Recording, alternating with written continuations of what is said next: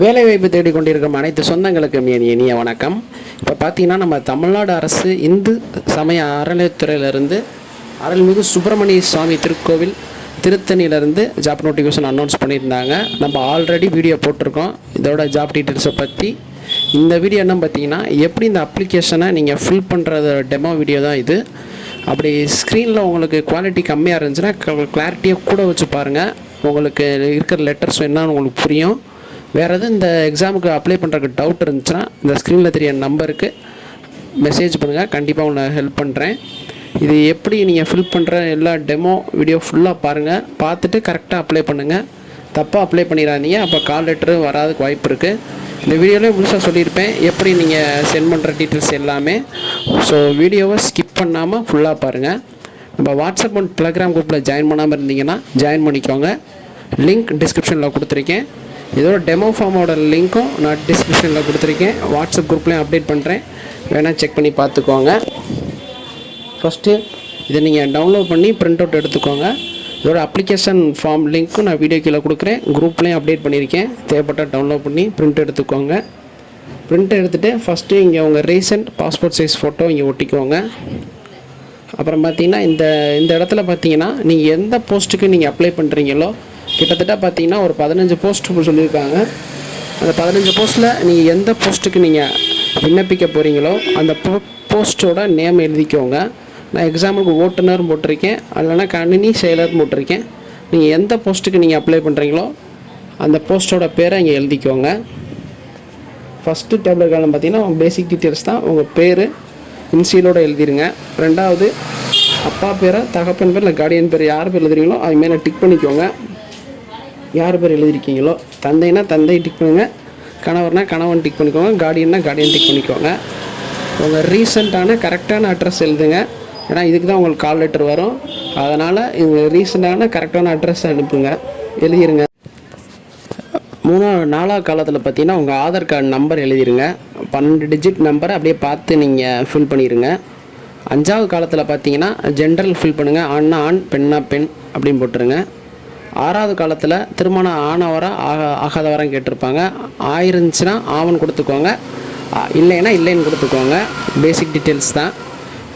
7வது காலத்தில் பார்த்தீங்கன்னா நீங்கள் என்ன கம்யூனிட்டியோ அந்த கம்யூனிட்டி எழுதுங்க. எஸ்சினா எஸ்சி, எஸ்டினா எஸ்டி, பிசினா பிசி, எம்பிசினா எம்பிசி, இந்த மாதிரி எந்த கம்யூனிட்டியோ அதை மென்ஷன் பண்ணிவிட்டு ஹிந்துன்னு போட்டுருங்க.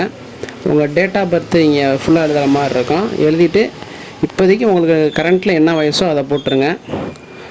10வது காலத்தில் பார்த்தீங்கன்னா உங்கள் எஜுகேஷன் குவாலிஃபிகேஷன் ஃபில் பண்ணுற மாதிரி இருக்கும். 10th 12th டிகிரி முடிச்சிருந்தா டிகிரி இந்த மாதிரி பார்த்துக்கோங்க. 11வது காலத்தில் பார்த்தீங்கன்னா நீங்கள் ஏதாச்சும் கம்ப்யூட்டர் சர்டிஃபிகேட் வச்சுருந்தீங்கன்னா அந்த சர்டிஃபிகேட்டோட பேர் எழுதுகிற மாதிரி இருக்கும். இந்த சிஸ்டம் ஆப்ரேட்டர் சர்டிஃபிகேட் உங்களுக்கு தேவைப்பட்டுச்சுன்னா அந்த ஸ்க்ரீனில் தெரிய நம்பருக்கு நீங்கள் மெசேஜ் பண்ணுங்கள். உங்களுக்கு நான் அது ரிலேட்டடாக உங்களுக்கு நான் ஹெல்ப் பண்ணுறேன், சர்டிஃபிகேட் வாங்கி தரேன் உங்களுக்கு. இது போக டைப்பிங் முடிச்சிருந்தீங்கன்னா டைப்பிங் பண்ணிக்கோங்க. சப்போஸ் இந்த மாதிரி எந்த சர்டிஃபிகேட்டும் இல்லாமல் இருந்துச்சுன்னா அங்கே இல்லைன்னு மட்டும் போட்டுருங்க, டேஷ் மட்டும் போட்டு விட்ருங்க. ஃபில் பண்ண தேவையில்லை, அது கம்பல்சரி கிடையாது. இருந்தால் தான் டைப்பிஸ்ட் போஸ்ட்டு, இந்த கம்ப்யூட்டர் ஆப்ரேட்டர் போஸ்ட்டுக்கு மட்டும் தான் அது தேவை. அப்புறம் 12வது பார்த்தீங்கன்னா நீங்கள் தொழில் தகுதி வீட்டை பிற தகுதி சான்றிதழ் கேட்டிருக்காங்க. டிப்ளமோ அப்புறம் சர்டிஃபிகேட் கோர்ஸ் எதுவும் முடிச்சிருந்தீங்கன்னா அந்த சர்டிஃபிகேட்டு. இதர 13வதுக்கு பார்த்தீங்கன்னா இதர சான்றிதழ்னு கேட்டிருக்காங்க பாருங்கள். இதுக்கு பார்த்தீங்கன்னா இந்த நாதஸ்வரம் இந்த மாதிரி நீங்கள் அடிஷ்னல் கோர்ஸ் முடிச்சிருந்தீங்கன்னா அது இந்த சர்டிஃபிகேட் பேர் எழுதிக்குவாங்க. 14வது காலத்தில் பார்த்தீங்கன்னா நிறைய பேர் இந்த டவுட் கேட்டிருக்காங்க, ரசீது என்ன பண்ணுறதுன்னு. இது ஒன்றும் இல்லை, இது நீங்கள் நேராக போய் வாங்கியிருந்தால் மட்டும்தான் இதுக்கு நீங்கள் ஃபில் பண்ணுற மாதிரி இருக்கும். ரசீதுன்னு நேராக போய் 100 ரூபா கட்டி வாங்கியிருந்தீங்கன்னா உங்களுக்கு ரசீது கொடுத்துருப்பாங்க அப்ளிகேஷனோட.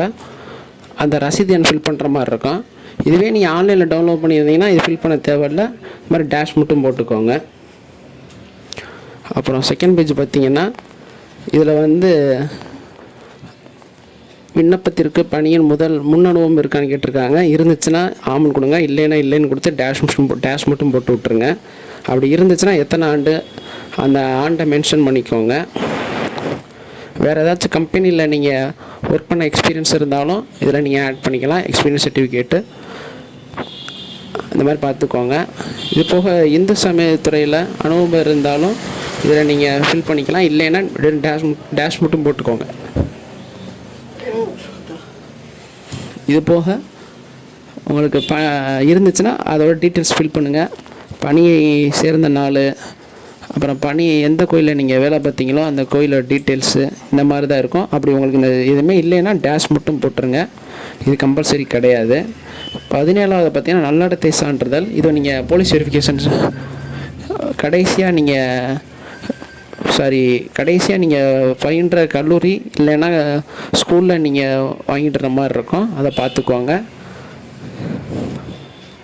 2வது பார்த்தீங்கன்னா இந்த காலத்தில் வந்து நீங்கள் வேலை பார்த்துற கம்பெனிலேருந்து நீங்கள் சர்டிஃபிகேட் வாங்குற மாதிரி இருக்கும். இது இருந்துச்சுன்னா ஆம் போடுங்க, இல்லைன்னா இல்லைன்னு போட்டுருங்க. அப்புறம் பார்த்தீங்கன்னா கண்டிப்பாக நீங்கள் அட்டஸ்டட் வாங்குற மாதிரி இருக்கும். நீங்கள் சப்மிட் பண்ணுற ஜெராக்ஸோட ஏதோ ஒரு அட்வொகேட்டோ இல்லை கவர்மெண்ட் ஸ்டாஃப் யார்கிட்டையாச்சும் நீங்கள் க்ரீன் இங்கில் அட்டஸ்டட் வாங்கியிருக்கணும். 18வது காலத்தில் பார்த்தீங்கன்னா குற்ற வழக்கு எல்லாத்தையும் இல்லையும் போட்டுக்கோங்க. ஆமான்னு போட்டிங்கன்னா உங்களுக்கு ஹால் டிக்கெட் வராது, அப்ளிகேஷன் ரிஜெக்ட் பண்ணிடுவாங்க. உங்கள் மொபைல் நம்பர் அப்புறம் மெயில் ஐடி போட்டு உங்கள் ஃபாதர் ஆர் ஹஸ்பண்ட் பேர் இங்கே போட்டு உங்கள் பேரை போட்டு டேட்டை மட்டும் போட்டுருங்க. இப்படி தான் இந்த அப்ளிகேஷன் ஃபில் பண்ணுற மாதிரி இருக்கும். வேறு எதுவும் டவுட் இருந்தாலும் இந்த ஸ்க்ரீனில் தெரிய நம்பருக்கு மெசேஜ் பண்ணுங்கள். கண்டிப்பாக உங்களை ரிப்ளை பண்ணுறேன். இதோட உங்கள் ration card, Aadhaar card, type certificates இருந்தால் டைப் சர்டிஃபிகேட்டு, எக்ஸ்பீரியன்ஸ் சர்டிஃபிகேட் இருந்தால் experience certificate, community certificate, Aadhaar card, ration card, நல்லடத்தை சான்றிதழ், இது எல்லாத்தையும் வச்சு நீங்கள் கொரியர் பண்ணுற மாதிரி இருக்கும்.